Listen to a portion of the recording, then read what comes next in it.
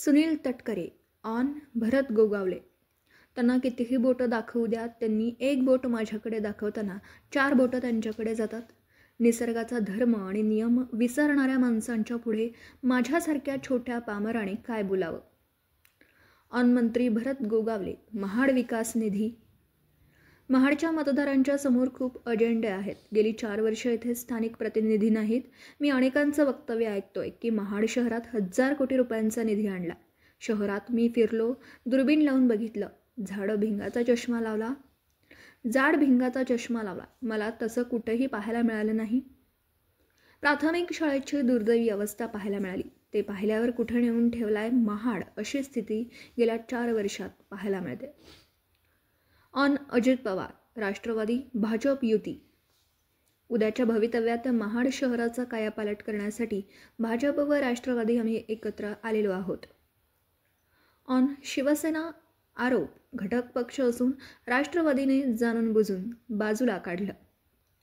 आपल्यापैकी अनेकांनी 2 महिने बातम्या दिलेल्या आहेत, ज्यामध्ये मला उद्देशून अनेकांनी अश्लाघ्य शब्दप्रयोग केलेले आहेत. यामध्ये आमच्याशी युतीच करायचं नाही असं घोषित केलं गेलं. महाडच्या नेत्यांनी भरत गोगावले पण वक्तव्य केलं. कर्जत खालापूरचे आमदार महेंद्र थोरवे 2 पावले पुढेच राहिले. त्यांच्याकडूनही भावना प्रकट झाली. त्यांच्यामुळे हा विचार त्या ठिकाणी नव्हताच. भारतीय जनता पार्टीशी आम्ही विचाराने जोडले गेलेलो आहोत. देशाचे गौरवशाली पंतप्रधान नरेंद्र मोदी, अमित भाई शहा यांच्याशी चर्चा करून आम्ही देशात, राज्यात व जिल्हा पातळीवर सोबत राहण्याची भूमिका घेतली. स्वाभाविक शिवसेना देखील महायुतीचा घटक पक्ष आहे.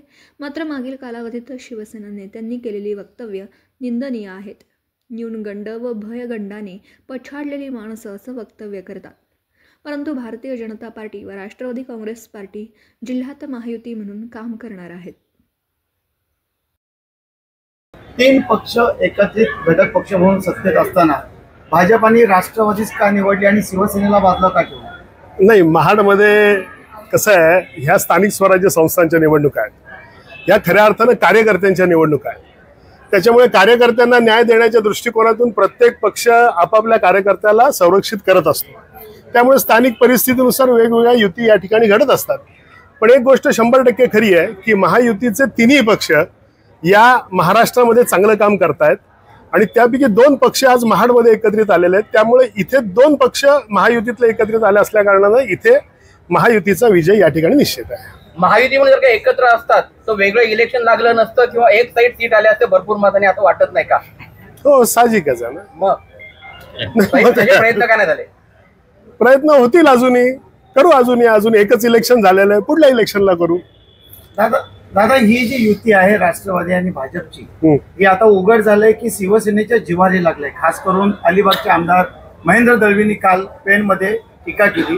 राष्ट्रवादीवर करताना सोबत भाजपला पण टार्गेट केलंय. कसं बघतो? नाही, मी ती काही टीका काही पाहिलेली नाही, ऐकलेली नाही. मी सुद्धा संयमी कार्यकर्ता आहे आणि संयमी कार्यकर्ता असल्या कारणाने सगळ्यांना एकत्रित ठेवण्याचा प्रयत्न मी शेवटपर्यंत या ठिकाणी करणार आहे. त्याच वेळी ज्याच्याशी ज्या ठिकाणी युती होईल त्यांच्याशी सुद्धा त्या ठिकाणी अत्यंत प्रामाणिकपणानं करण्याचा माझा या ठिकाणी प्रयत्न नाही, 110% खात्रीनं राहील. नगरपालिकेसाठी राष्ट्रवादी आणि भाजपा युतीने जोरदार शक्ती प्रदर्शन केलं. एकूणच जो आजचं वातावरण होतं, पहिली प्रतिक्रिया काय?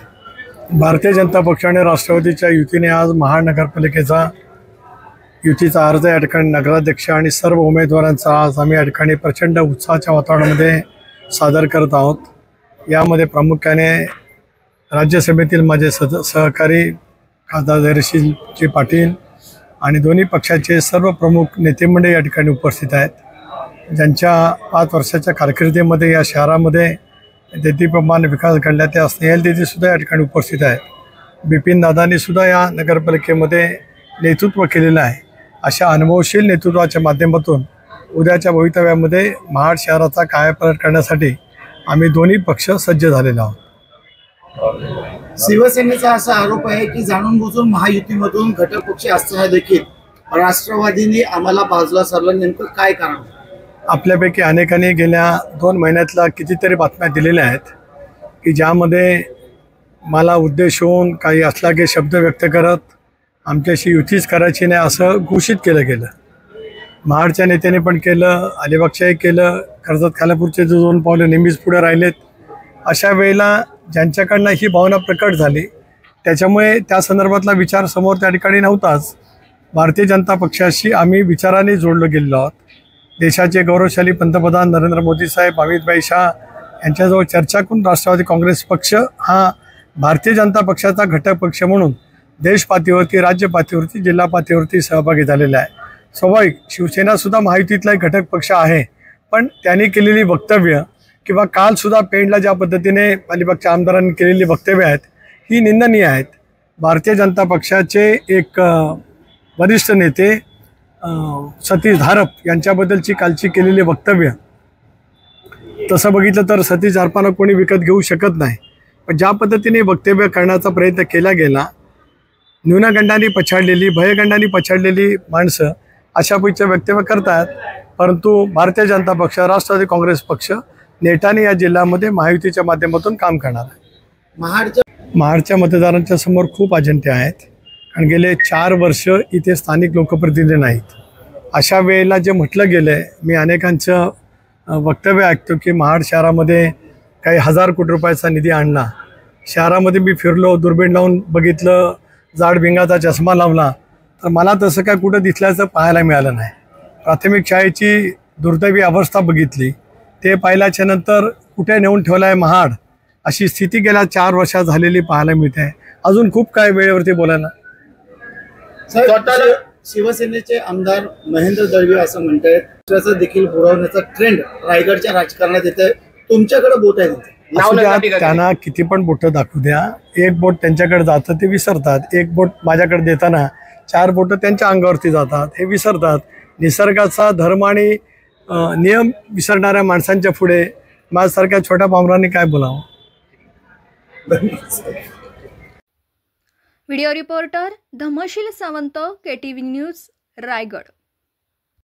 आपल्या परिसरातील बातम्या आमच्यापर्यंत पोहोचवण्यासाठी स्क्रीनवर दिलेल्या क्रमांकावर संपर्क साधू शकता. दूरध्वनी क्रमांक 9833235011. त्याचप्रमाणे अधिक माहितीसाठी स्क्रीनवर दिलेल्या KTV न्यूजच्या ईमेल आयडीवर देखील संपर्क करता येईल.